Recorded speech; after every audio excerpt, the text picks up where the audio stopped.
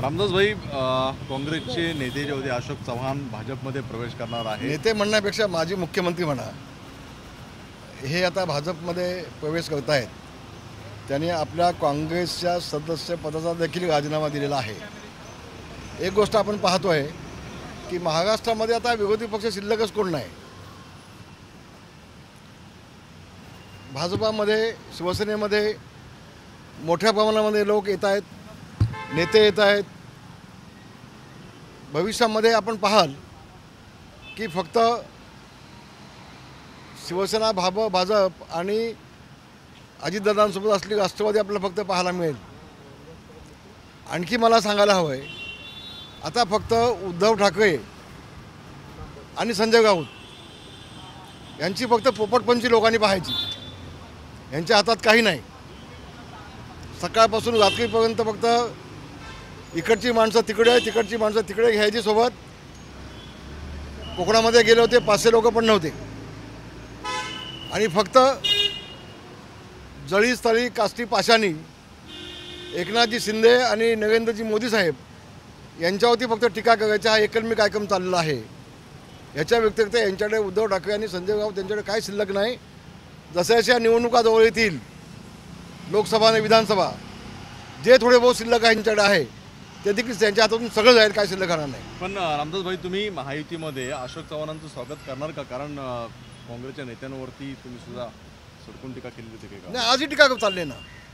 जे शिवसेना प्रमुखांनी उभं आयुष्य काँग्रेससोबत संघर्ष केला आणि ज्या दिवशी मला काँग्रेससोबत जायची वेळ येईल त्या दिवशी माझं शिवसेना नावाचं दुकान बंद करून टाकीन, ही घोषणा साहेबांनी केली होती ना। आणि म्हणूनच आता काँग्रेसला कंटाळून माजी मुख्यमंत्री आता भाजपमध्ये येत आहेत। स्वागत करायला काय अडचण आहे? त्यांची विचारसरणी बदलले। आता ते मोदीवासी झालेत।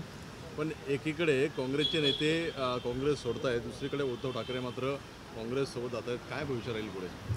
भविष्य कुठल्या ज्योतिषाकडे, जोशी अण्णावाच्या ज्योतिषाकडे बघायची आवश्यकता नाही। उद्धव ठाकरेंनी जे केलंय, जे पेरलंय तेच भविष्यात उगवणार आहे। आमच्यासारख्या जुन्या सगळ्या नेत्यांची वाट लावून टाकली, सगळ्यांना उद्ध्वस्त करून टाकलं आणि म्हणून उद्धव देखील उद्ध्वस्त झाल्याशिवाय घाणार नाही राजकारणातून। पण जुन्या नेत्यांना, महायुतीतल्या जुन्या नेत्यांना स्पेस कमी राहील हे वाटत नाही का? कारण काँग्रेसचे दिग्गज नेते महायुतीमध्ये येऊ पाहत आहेत। नाही, महायुती सागर आहे हो, महासागर आहे। कितीही लोक आले तर त्यामध्ये त्यांना सामावून घेतलं जाईल, कुठली अडचण नाही। धन्यवाद। संपर्कात काही आहेत का इतर पक्षातले? मी मगाशी सांगितलं, जसजशा आता निवडणुका जवळ येतील, लोकसभा, विधानसभा, अनेक लोक जे शिल्लक आहेत थोडे बहुत ते तिकडे थांबतील कशासाठी? फक्त उद्धव ठाकरेचे टोमणे ऐकण्यासाठी? कोण थांबणार नाही तिकडे? तुमच्या संपर्कात आहेत का? काय आहेत ना, काय नक्की आहेत, निश्चितपणे आहेत। रवींद्र वायकरांची सुद्धा चर्चा सुरू होती। रवींद्र वायकरांचं काय? नाही, मी एक सांगतो, रवींद्र वायकरांचं माझं बोलणं अजिबात नाही झालं। पण रवींद्र वायकर ही अतिशय चांगली व्यक्ती आहे। स्वभावानं चांगले आहे, विचारानं चांगले आहे, त्यांचं काम चांगलं आहे। जरी ते आज उद्धव ठाकरेंसोबत असले त्या माणसावर मी अजिबात टीका करणार नाही, बिलकुल नाही। अतिशय चांगली गोष्ट।